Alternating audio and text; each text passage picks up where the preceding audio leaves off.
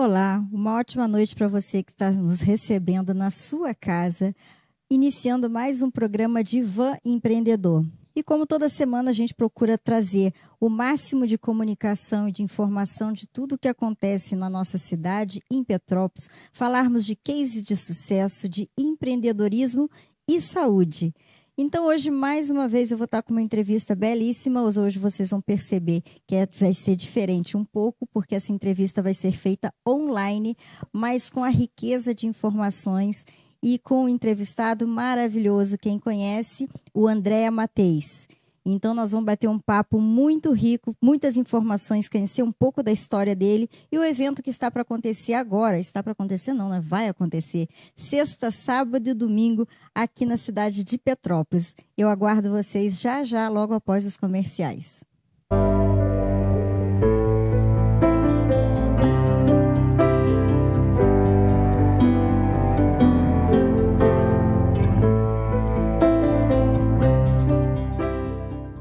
Se você está buscando mais resultados pessoais, se você precisa aprender a lidar melhor com as suas adversidades e se você também precisa empreender de uma forma melhor, mais preparada e mais assertiva, eu tenho como lhe ajudar. Eu sou psicóloga, trabalho com empreendedorismo, ofereço mentoria e ajudo você a conquistar os resultados que você deseja tanto na sua vida pessoal quanto na sua vida profissional e empreendedora.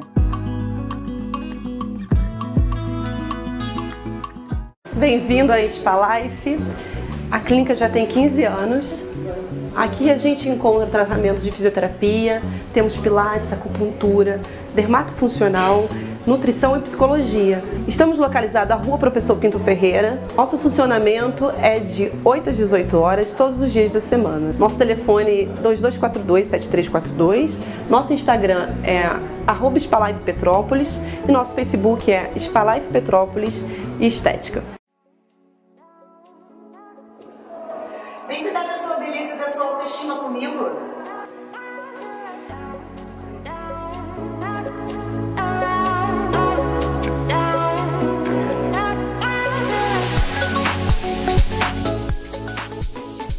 Aqui o atendimento é personalizado, com horário marcado, para que você se sinta única.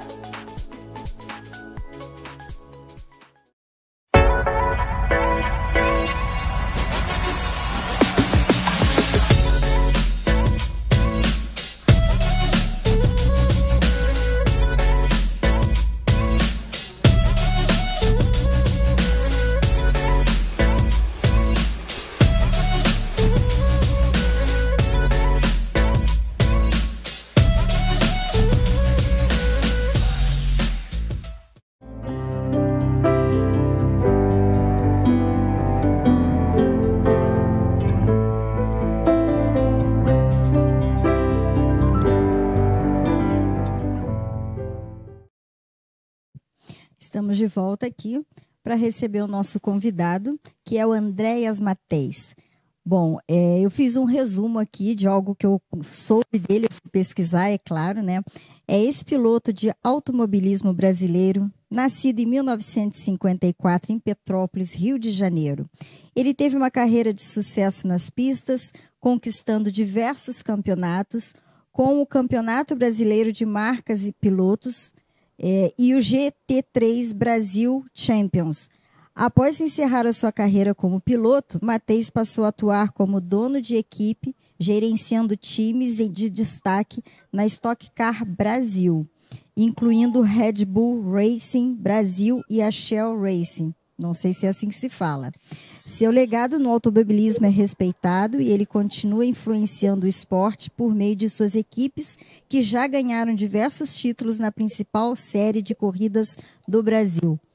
E aí, Matheis, seja muito bem-vindo, Andréas, e me corrija se eu estiver errada nessa leitura que eu fiz um pouquinho a seu respeito. Boa noite, Sheila. Boa noite, amigos aí do Divã Empreendedor. Então, é um prazer estar aqui com vocês hoje para essa entrevista. E hoje eu sou chefe de equipe da Ipiranga Racing, na Stock Car, e estou muito feliz de estar aqui tendo essa oportunidade. Muito bem. Gostaria que tu contasse um pouquinho de, assim, como que você começou a sua carreira automobilística, para quem ainda não conhece a sua história, apesar de eu ter recebido muito parabenização, digamos assim, da entrevista, das pessoas curtindo essa entrevista e querendo participar também. Algumas pessoas ainda não conhecem a tua história, se tu puder contar para a gente um pouquinho. Então, estou no automobilismo desde os meus 14 anos, estou com 70, então são mais de 50 anos nessa minha paixão, né? Eu sempre brinco que falo que assim, o propósito superior para essa encarnação minha foi de que eu fosse exclusivamente automobilista. Então, o meu pai foi piloto de competição, correu nas pistas do Circuito Imperial em Petrópolis no final da década de 40, início da década de 50, e também foi um apaixonado pelo automobilismo. Eu nasci em 54, ele parou de correr em 52, quando casou com minha mãe. Foi uma exigência dela, né, de que ele parasse de correr, porque na época o automobilismo era bem perigoso. Mas ele sempre manteve a paixão pelo automobilismo, tinha oficina em casa, e eu estava sempre com ele, ajudando a regular os carros, a preparar os carros para fazer o carro se tornar melhor, ou fazer alguma manutenção. E ele, lá pelo final da década de 50, ele esteve nos Estados Unidos e assistiu lá uma corrida de kart. E aí ele se apaixonou também por essa modalidade, né? E voltou para o Brasil e construiu um kart lá na empresa dele e trouxe um motor lá de fora. E e aí ele fez uma pista lá no sítio que a gente morava e ele andava com aquele kart lá. E eu tinha 5 anos, ele me colocava no colo e eu dirigia o kart lá junto com ele.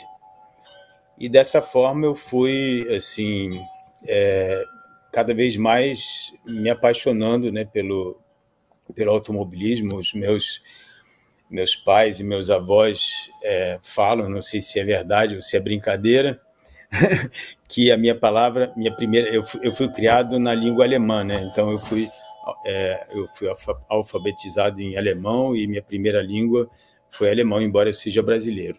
Uhum. Então carro em alemão fala auto.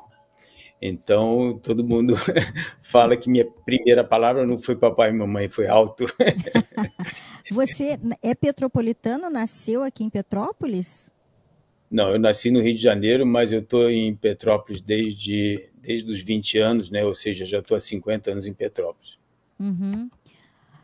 Dessa tua trajetória, o que você entende que foi o momento, a fase mais memorável da tua carreira? Na verdade, eu tenho assim a felicidade, né, de ter uma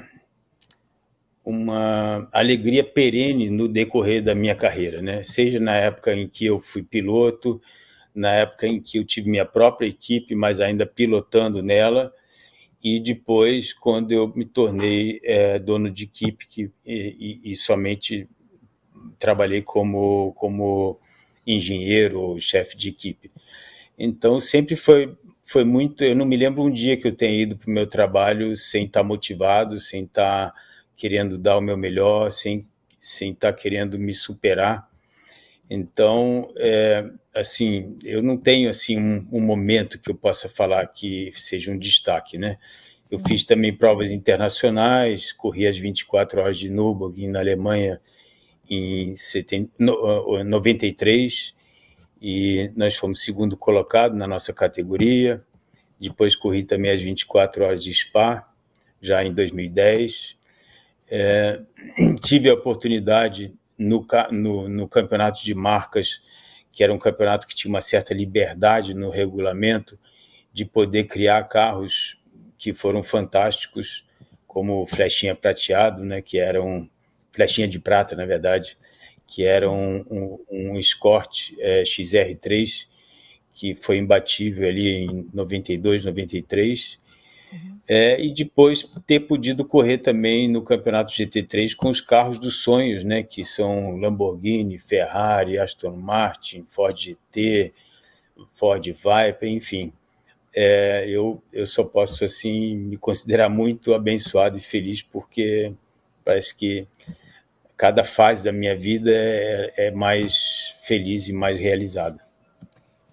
É importante ao longo da nossa vida, da trajetória, a felicidade, né, de poder chegar à sua idade, à sua maturidade de experiência também dentro daquilo que você faz, você se identificar com aquilo que você ama, né?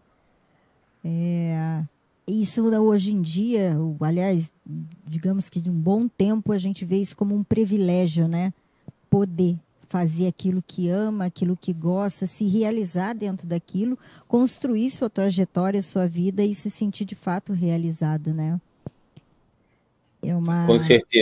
Com certeza, isso aí é assim, conforme você falou, é um privilégio, né? Porque a gente sabe que não acontece todos os dias para todas as pessoas, né? Sim, sim. E eu me considero muito grato, né, por ter tido todas essas oportunidades na minha vida.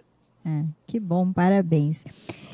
Dentro dessa tua trajetória, o que te motivou essa transição de carreira de piloto para dono de equipe? O que isso impactou? Como é que mudou? Como é que foi essa escolha dessa mudança? Então, na verdade, foram 3 fases, né? Uma fase em que eu fui somente piloto, né? Então a equipe não era minha, eu não trabalhava na equipe, eu era apenas um piloto contratado. Sim. Depois teve uma outra fase em que eu tive minha própria equipe e também pilotava os carros que a gente preparava ou fazia, né? Sim. E depois a terceira fase em que eu deixei de pilotar e que me tornei apenas chefe de equipe, né? Então, a motivação disso, né?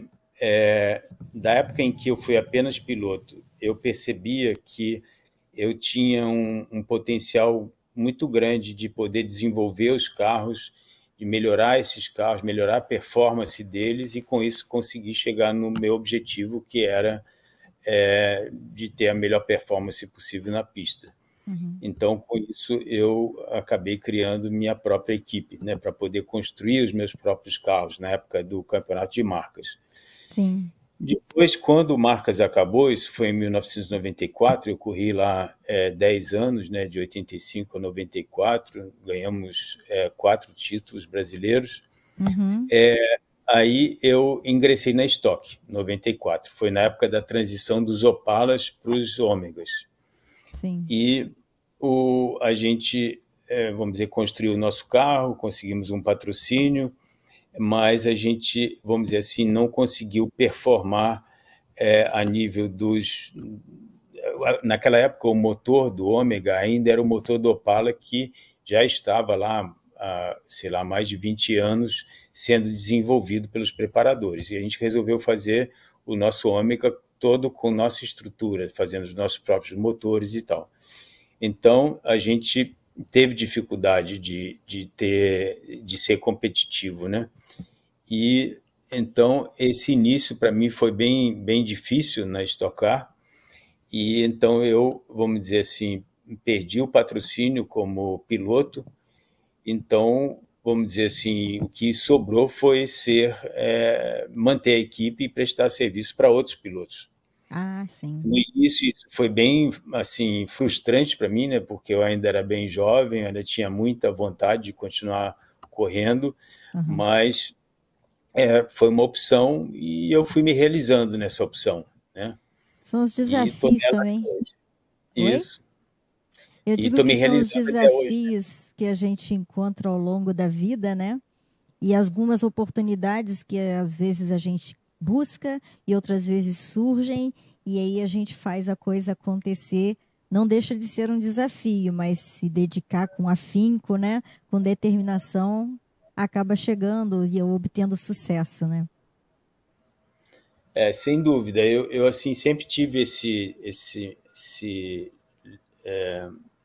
desejo, né, de a cada dia acordar uma página em branco e tentar fazer melhor do que no dia anterior, né? Então, isso eu fiz na minha carreira de piloto e continuo fazendo na minha carreira como engenheiro, chefe de equipe. E isso, assim, quando você chega de noite, deita a cabeça no travesseiro e conclui que você realmente fez melhor do que no dia anterior, isso é muito bom, é muito gratificante, você dorme tranquilo. Isso. E impulsiona a gente a ver que está no caminho certo e ir além, né? Na sua opinião, quais são as qualidades essenciais para um piloto ter sucesso numa competição, por exemplo, como a Stock Car? Então, a Stock Car ela é muito competitiva, né? Normalmente a gente tem na classificação 25 carros em menos de um segundo, né? A totalidade dos carros da Stock Car são 30, 32, muitas vezes a gente tem os 32 carros no mesmo segundo. Na etapa passada nós tivemos 25 carros em meio segundo, ou seja, a diferença de tempo do primeiro colocado para o 25º era meio segundo. Então é muito competitivo mesmo. Hoje nós temos lá praticamente 100% de pilotos profissionais, nós temos ex-pilotos da Fórmula 1, como o Rubinho Barrichello, Felipe Massa, e a gente assim, tem pilotos que não têm ainda uma carreira, ou não tiveram uma carreira internacional, mas que se destacam muito aqui no Brasil. Então, o piloto tem que, vamos dizer assim, ter, em primeiro lugar, uma vontade muito grande, um desejo muito grande de competir e de estar disposto a encarar essa, vamos chamar de via sacra, né, que é o automobilismo, né, porque só um ganha, né, 32 largam e só um ganha na Stock Car, né? E como diz o Nelson Piquet, o segundo é o primeiro perdedor, né? Então, o segundo já está frustrado porque não chegou em primeiro, e daí para trás todo mundo está frustrado porque não ter chegado mais na frente. E o piloto, quando ganha, sei lá, 1, 2, 3 corridas no ano, eventualmente até o campeonato, isso é uma coisa muito rara na carreira, né? Sim. Então, para vocês terem uma ideia, a nossa equipe na Stock Car demorou 12 anos, ou seja, 12 temporadas para ganhar o seu primeiro campeonato. Caramba! Então, a gente tem que estar assim, realmente preparado para o que deve e saber que não são só louros, não. A gente tem muitas adversidades que a gente tem que administrar, que a gente tem que lidar com elas têm que ter muita resiliência, e isso cabe para os pilotos também, ter resiliência e ter um desejo assim, interminável de continuar lutando e buscar o que deseja para poder chegar lá.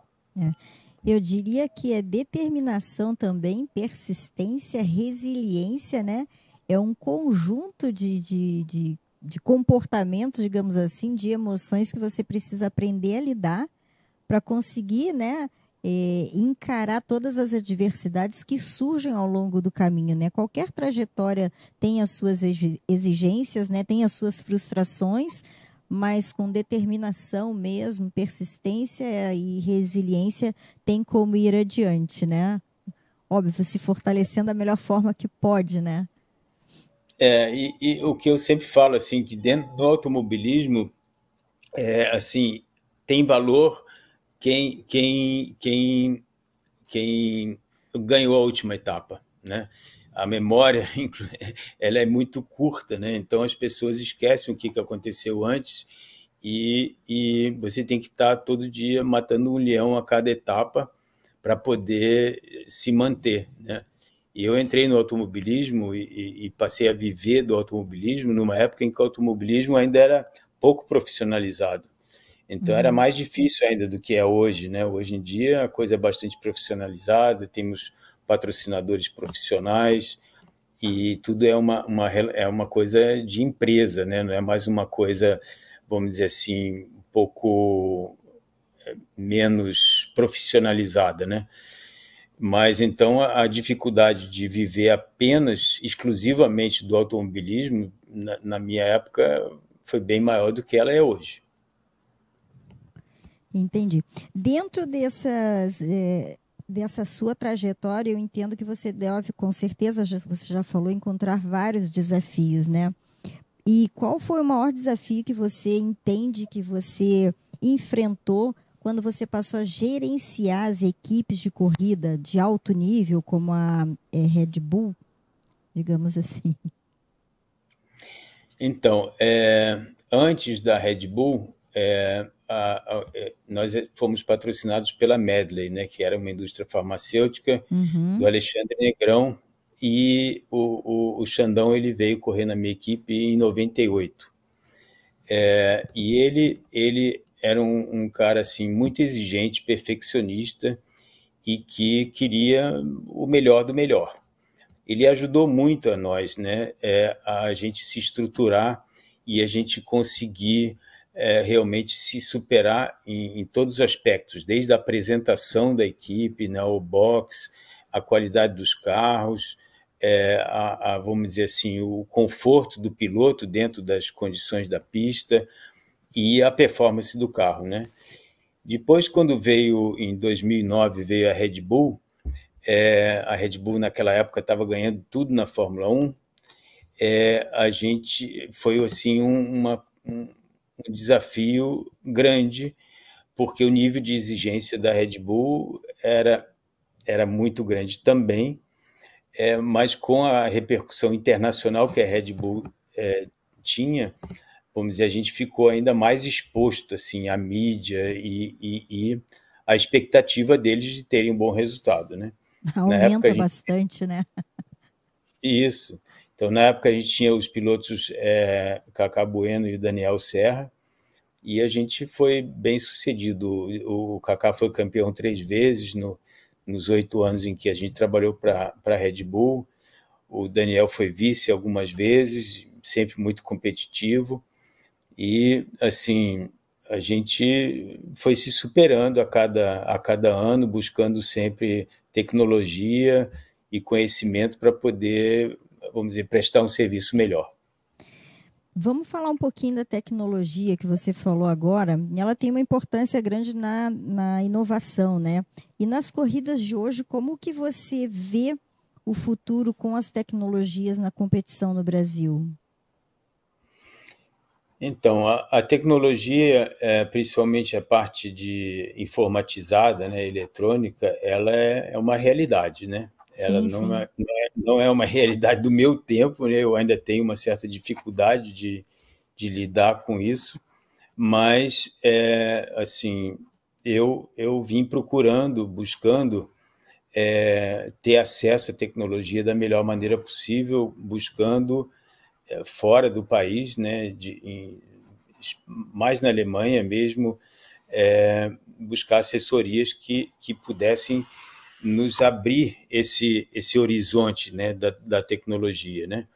Então, a gente fez fora, né, estudos para suspensão do carro, para os amortecedores, depois a parte assim, também da tecnologia da utilização dos pneus, da parte aerodinâmica dos carros, né? E a gente buscou também assessoria para a gente poder interpretar e usar melhor os dados que são fornecidos pelo sistema que está no carro, né? Então, na Stock Car, a gente tem um sistema de coleta de dados e os engenheiros analisam esses dados e, baseados nesses dados, eles podem, vamos dizer assim, chegar a conclusões do que fazer para que o carro se torne mais competitivo. Então, nós temos 2 ferramentas, né? A primeira delas é a informação do piloto, né? Informando o que ele precisa para que ele possa se tornar mais rápido, e, por outro lado, a gente tem esses dados que são analisados e que também nos falam muita coisa.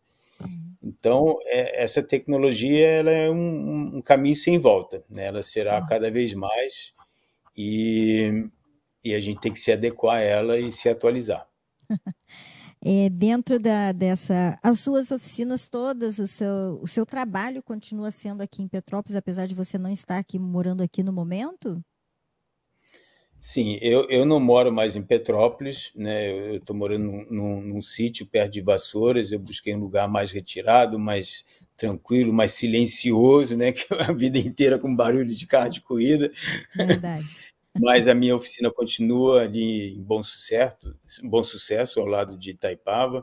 Sim. E eu vou, assim, esporadicamente não, eu vou pelo menos 2 ou 3 vezes por semana, eu vou até lá, mas eu faço esse vai e vem porque realmente eu prefiro estar morando num lugar bem tranquilo e em contato com a natureza e poder, assim, também buscar esse equilíbrio, né? Porque não é só trabalho, não é só competição, e isso é importante também. Entre tecnologia, resiliência e tudo mais, o que você acha que também são diferenciais que fazem com que uma equipe se torne vencedora? Então, eu sempre falo para a minha equipe que o maior patrimônio da nossa equipe são os nossos colaboradores, né? Porque se tiver recurso, né, as coisas materiais, né, os carros, as ferramentas, os veículos de transporte, a própria tecnologia, você tem condições de comprar, digamos assim, né? Sim. Mas os colaboradores, né, os nossos companheiros de trabalho, que no final de contas são os que constituem a nossa equipe, esses que são os mais importantes, né? Então, eu dediquei muito do meu trabalho à formação da minha equipe, formação dos meus colaboradores, e a gente desenvolveu uma administração mais horizontal, né? Ou seja, onde não existe assim uma hierarquia tão clara, onde as ordens vêm de cima e vamos dizer, os demais têm que cumprir, e sim a gente buscar estar sempre aprendendo uns com os outros, né, numa horizontalidade, né? Então, é uma forma, às vezes, até diferente, desculpa, lhe cortei, é uma forma diferente até, às vezes, de liderança, né? Sim, essa liderança dentro da horizontalidade é quando você dá oportunidade para os teus colaboradores de darem suas opiniões, né, de poderem se sentir colaborando com o empreendimento, com os projetos, né, dando sugestões de coisas que muitas vezes eles conhecem muito mais do que a gente, porque, obviamente, Exato. O mecânico do carro, ele conhece muito mais o detalhe do que está acontecendo no carro e onde estão as deficiências, eventualmente, daquele carro, que tem que se aprimorado, do que eu ou o engenheiro, entendeu? Sim, eu faço consultoria para empresas, né? Para algumas empresas, a gente trabalha comportamento empreendedor também, num programa que eu sou coordenadora de grupo aqui em Petrópolis, e a gente fala muito assim de feedback, de participação, porque quem está ali com a mão na massa, muitas vezes, vê por um outro prisma, e nem todo mundo vê, né? Eles sabem o que eles vivenciam no dia a dia, e isso faz a diferença quando eles têm um espaço de escuta, né? E que o empreendedor também, o líder, tem uma voz, uma escuta ativa, né? Voz ativa é ótimo. Tem uma escuta ativa, porque teus colaboradores serão as pessoas que mais vão te dar feedback positivo e pode contribuir de uma forma muito mais colaborativa, se sentindo, inclusive, pertencente àquilo que eles fazem, né? E aí você consegue ter uma equipe mais coesa, mais envolvida, vestindo a camisa. É outro tipo de liderança que a gente fala, né? Que é importante e que funciona muitas vezes, né? Mas nem todo mundo entende dessa forma ou consegue lidar com esse formato de liderança. É verdade.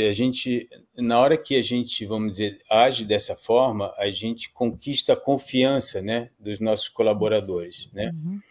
E a gente deposita confiança neles, dando responsabilidade, né? Sim, claro. E, obviamente, também dando suporte para eles, para que eles possam estar aptos a segurar a onda dessa responsabilidade, mas, ao mesmo tempo, a gente está ali presente, a gente está ali, vamos dizer assim, buscando aprender uns com os outros, ensinar muitas vezes também, né? Porque, vamos dizer assim, no geral, muitas vezes a minha experiência era maior do que dos meus colaboradores. Então, eles gostam. Teve época que eu fazia assim, tipo seminários, né, ensinando coisas, como é que funciona o carro de corrida, às vezes até eles participavam mesmo sendo não uma coisa especificamente daquele trabalho deles do dia a dia, mas eu acho que é muito importante que todos os colaboradores entendam como o sistema funciona, porque aí eles conseguem se integrar melhor, eles conseguem participar mais e se comprometer mais também. É verdade. Isso também traz, além do pertencimento, o comprometimento também com aquilo que eles desenvolvem, né? Bom, como que você enxerga atualmente a Stock Car do Brasil e a influência do automobilismo no cenário internacional? Então, a Stock Car no Brasil está passando por uma fase de transição, né? A gente está mudando os carros, né? Nós estamos basicamente com o mesmo carro desde 2009, né? Houveram mudanças, mas o chassi é o mesmo e a motorização basicamente é a mesma desde 2009. E a gente, para 2025, vai estar recebendo um carro novo com uma tecnologia muito mais atualizada, vamos falar assim, né? Com muito mais... Você está me ouvindo? Sim, eu estou falando, tá vindo novidades por aí então, né? Ah, sim. Então, vai vir o carro novo da Stock Car, que vai ser um carro muito mais tecnológico, com muito mais conectividade também para o público poder acompanhar o que está acontecendo durante a corrida. A gente vai estar dando um salto quântico aí de qualidade na categoria, né? E isso vai tornar a competitividade ainda maior do que ela é hoje e o profissionalismo também, e ao mesmo tempo o desafio de desenvolver esses carros e fazer a gestão melhor que a gente possa, né? Isso em termos de Stock Car. No mundo, eu diria que hoje a Stock Car, o automobilismo brasileiro, ele está ali atrás da Europa, especificamente Alemanha, Estados Unidos, talvez Austrália, mas aí nós vemos ali em terceiro ou quarto, né? Então, isso, apesar de muitas vezes o Brasil ainda ser visto como terceiro mundo, né? Em termos de automobilismo, a gente está bastante atualizado, né? Então, a gente muitas vezes recebe engenheiros de fora, dentro dessa busca de tecnologia, intercâmbio, e eles ficam admirados com o que o Brasil está oferecendo em termos de competitividade, principalmente, e estrutura. Que legal. Parabéns, né, por esse trabalho também. Bom, eu vou chamar um breve comercial e a gente volta já já. Vamos receber umas dicas aí de você que quer ser piloto ou pensa em ser piloto. Vamos ver o que o Andréas tem a falar para a gente. Vamos falar sobre o evento que vai acontecer agora, nesse final de semana. A gente volta já já, logo após o comercial.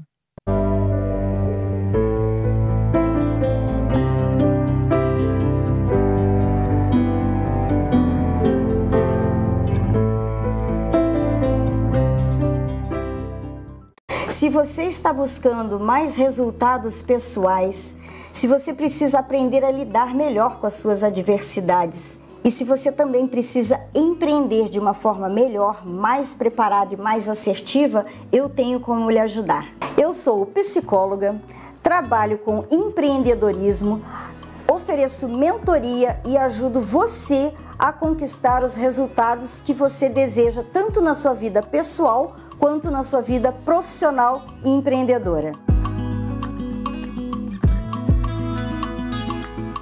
Bem-vindo à Spalife. A clínica já tem 15 anos.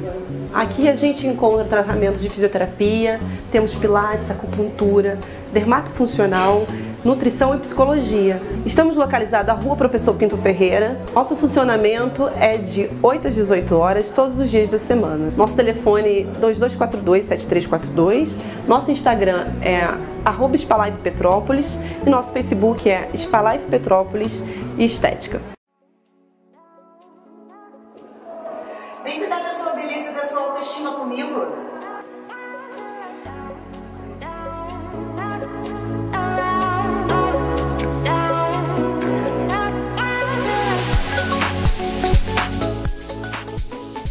Aqui o atendimento é personalizado, com horário marcado, para que você se sinta única.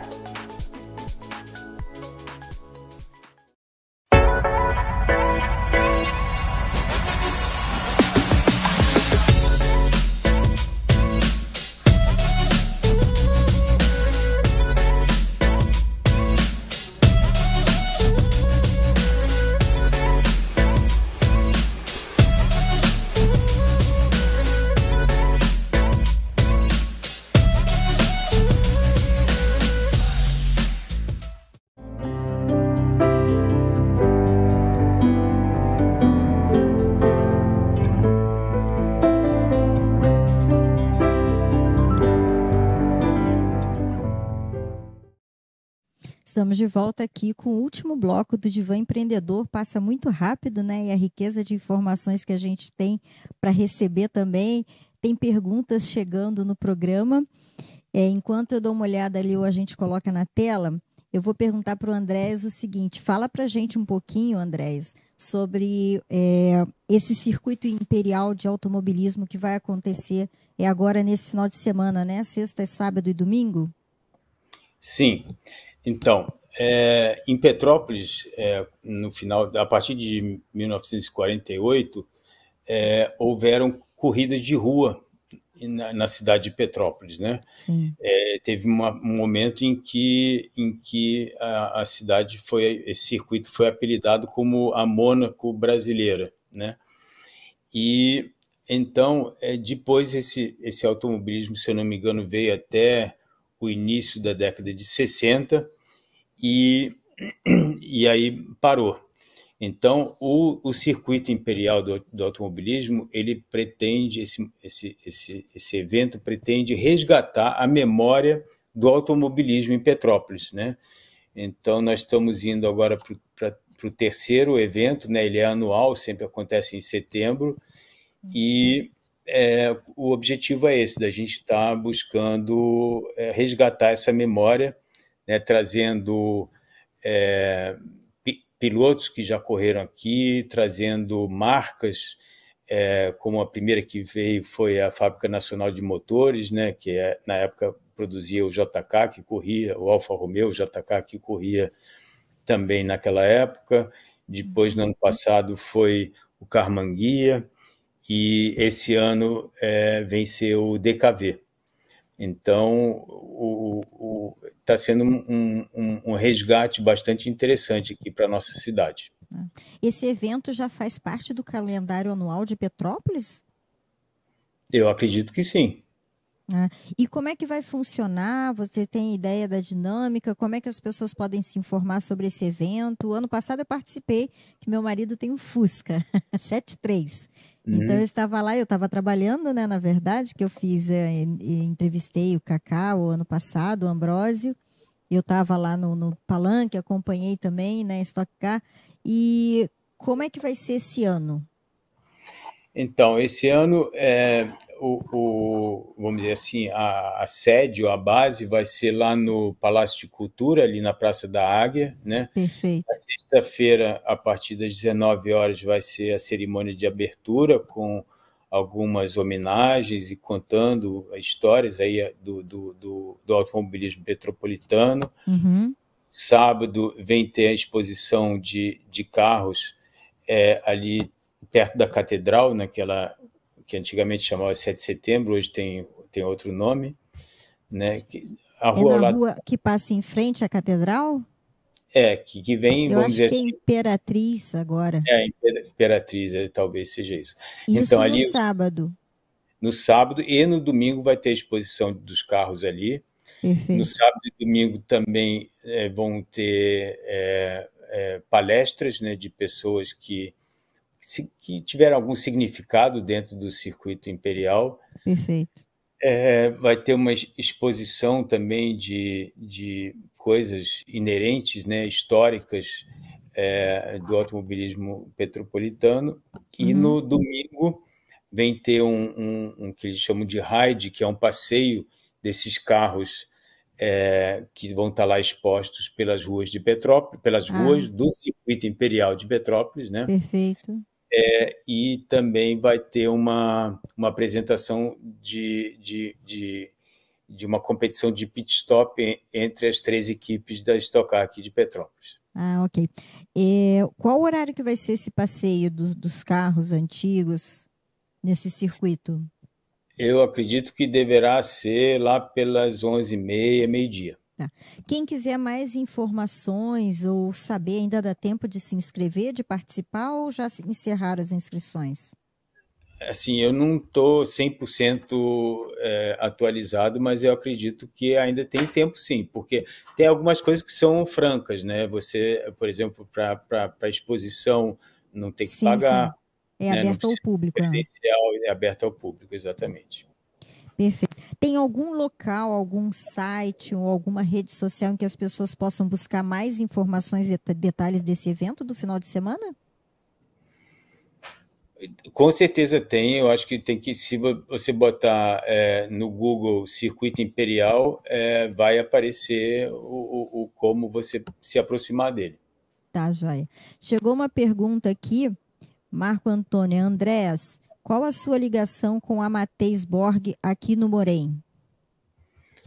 Então, o meu pai, na verdade, o meu bisavô, ele fundou uma fábrica, uma metalúrgica aqui em Petrópolis, que chamava-se Ferraria Petrópolis, que fabricava cravos para a ferradura dos cavalos, né? Na época, o transporte no Brasil era feito no lombo dos cavalos, e então ele fabricava os cravos para prender as ferraduras nas ferraduras. Depois, com o início da construção civil no Brasil, o meu avô ele além dos cravos, passou a fabricar pregos. E meu pai, na década de 50, segunda metade da década de 50, com a vinda da indústria automobilística aqui para o Brasil, ele passou a fabricar os parafusos, né? Parafusos para a indústria automobilística. E nós ficamos... O meu pai faleceu num acidente de automóvel em 73, e eu e minha mãe e minha irmã ficamos com essa fábrica até 79, e quando ela foi vendida, quem comprou não quis ficar com a parte dos cravos, né? dos cravos de ferradura. Sim. E aí minha mãe constituiu uma empresa chamada Matheus Borg, que foi a continuidade ou a sucessora da fábrica de cravos antiga Ferraria Petrópolis. E depois ela também vendeu essa empresa, mas eles pediram para manter o nome, porque era um nome tradicional. Então é essa a ligação. Muito bem. Que conselhos você daria agora, que me perguntaram também, para jovens pilotos e empreendedores que querem seguir carreira no automobilismo? Então, vamos separar os pilotos dos empreendedores, né? Primeiro falando dos pilotos, né? A primeira coisa é procurar vamos dizer assim, dependendo da idade da pessoa, né? O caminho normal é ingressar no kart, ter uma carreira no kart, para depois entrar no automobilismo propriamente dito. Mas quando a pessoa já, vamos dizer, está um pouco mais amadurecida já, eu diria que tem que procurar uma escola de pilotagem, né? Em São Paulo tem a escola do Manzini, que é uma escola excelente, e aí, vamos dizer assim, aprender e se habilitar, né? Porque você tem que ter uma habilitação para poder competir. Independente da idade? Desculpa, independente da idade? Vamos dizer assim, você no Brasil, a partir dos 16 anos, você pode competir, né, nas corridas de automóvel.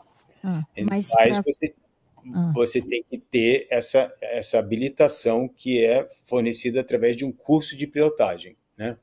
Aí você, depois disso, faz uma aplicação no junto à CBA, para você poder receber a carteira de piloto com o teu certificado do curso de pilotagem, né? É porque eu vejo crianças bem mais novas já pilotando, já no kart. No kart, sim. O kart, se não me engano, a categoria cadete começa a partir dos 8 ou 9 anos de idade. Mas eu estava falando de automobilismo automóvel, né? Ah, tá bom. Fórmula Ok. ou carro, né? Aí é a partir dos 16 anos. Mas, Perfeito. conforme eu falei, depende da idade da pessoa, né? Se for jovenzinho, começa pelo kart. Mas se já está, vamos dizer assim, mais maduro, o caminho porque através do kart a pessoa já vai se habilitando, né, a poder ir subindo os degraus dentro do automobilismo, né? Perfeito. E vamos dizer assim, não é um caminho muito fácil, porque o automobilismo ele exige investimento, ele é muito sujeito a oportunidades, né, do piloto estar no lugar certo, na hora certa, e poder ter desempenho para poder ganhar destaque e performar bem, né? Mas, vamos dizer assim, o caminho é esse, através do kart e de escola de pilotagem, buscar categorias de base, né? Categorias onde a gente está começando, né? E galgando os degraus até chegar numa categoria top, que no Brasil é a Stock Car, ou então, se for pelo caminho do Fórmula, fazer hoje em dia a Fórmula 4 aqui no Brasil, para depois correr lá fora e se habilitar para as categorias, vamos dizer assim, até a Fórmula 1. Muito bem. Agora, a nível do empreendedor, né? Sim. O empreendedor, normalmente, existe assim o empreendedor investidor, que ele, vamos dizer assim, está entrando no automobilismo como investidor. Aí esse caminho eu não conheço, porque eu nunca percorri esse caminho. Mas o empreendedor que quer montar a sua equipe, que quer, vamos dizer assim, se estruturar, geralmente é uma pessoa que tem conhecimento em engenharia, né? É uma pessoa que está disposta a estudar muito em tudo que vamos dizer assim, literatura que existe a respeito do automobilismo, buscar, conforme eu falei, assim, conhecimento em cursos que também existem, né?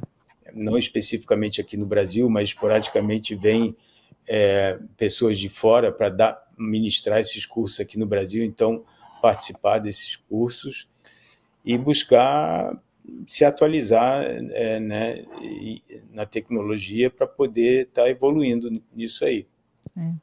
Na verdade, todo e qualquer empreendimento que a gente vai fazer, seja na vida pessoal, no que eu falo, se você está predisposto ou se preparando em qualquer área na sua vida, você precisa estudar, se dedicar, buscar referenciais, né? Entrar e se formar ou estudar em locais ou com profissionais qualificados, especializados na área também, porque é o caminho mais assertivo, né? Para você conseguir ter algum êxito naquilo que você está buscando. E eu falo isso assim em qualquer âmbito da vida, né? Qualquer coisa que a gente vai se dedicar, a gente tem que estudar, tem que se preparar, porque o mercado está aí, tem muita gente com sangue nos olhos aí querendo sucesso e buscando o seu caminho também e com bastante predisposição, né? Principalmente na competição, né? Na modalidade de competição, a coisa é mais competitiva ainda, né? É verdade. Então, a gente, assim, tanto como piloto como empreendedor, é muito importante que a gente tenha a humildade de se colocar no lugar de aprendiz todos os dias, né? Se a gente achar que a gente já sabe alguma coisa, ou que sabe muito, a gente está dando o primeiro passo para trás, né? A gente tem que estar todo dia... Eu falo que é o primeiro passo para o fracasso, né? Achar que sabe tudo, né? E a gente aprende a todo momento e todos os dias, né? Sim, sem dúvida. E a gente aprende, às vezes, com quem a gente menos esperava, entendeu? Também. A gente tem que, conforme eu falei, a gente tem que buscar conhecimento, né? A gente tem que buscar literatura, a gente tem que buscar assessorias, a gente tem que buscar cursos, etc. e tal, mas no dia a dia, muitas vezes, a gente acaba aprendendo até mais. E humildade também, como tu bem falou, né? Andréas, algo mais que você gostaria de falar que eu não tenha perguntado, que eu não tenha abordado, porque o nosso tempo, infelizmente, está encerrando. Eu quero reforçar o convite para que vocês prestigiem os eventos locais, participem, vai lá conhecer, fotografar. E assim, sempre Petrópolis está oferecendo algo de bonito, que envolve, né, o comércio, envolve hospedagem, alimentação, para fomentar negócios locais. Então, assim, a gente tem que prestigiar, e o convite é para que todo mundo também saia das suas casas, venha dar uma volta aí no sábado, no domingo, né, para prestigiar o que está acontecendo aqui. Então, é o registro do Circuito Imperial de Automobilismo de 2024, que vai acontecer sexta-feira agora. Hoje é quarta, sexta-feira agora, sábado e domingo. Eu acho que mais sábado e domingo que é o evento para a família, né? Na sexta-feira vai ser mais abertura e palestra, né? Tua expectativa está grande, Andréas? Está grande. No ano passado, no primeiro eu não pude participar, porque a gente teve uma competição, acho que foi da Stock Car, na mesma data, mas no ano passado eu participei, foi muito legal. E assim, quero estender também o meu convite para que todos venham. É um evento bem bacana, principalmente para quem gosta de automobilismo, né? Sim, sim. E eu quero agradecer assim, ao nosso patrocinador, que está com a gente desde 2017, né, que é a Ipiranga. Uhum. E eu me sinto honrado de ser o chefe de equipe da Ipiranga Racing. Que legal.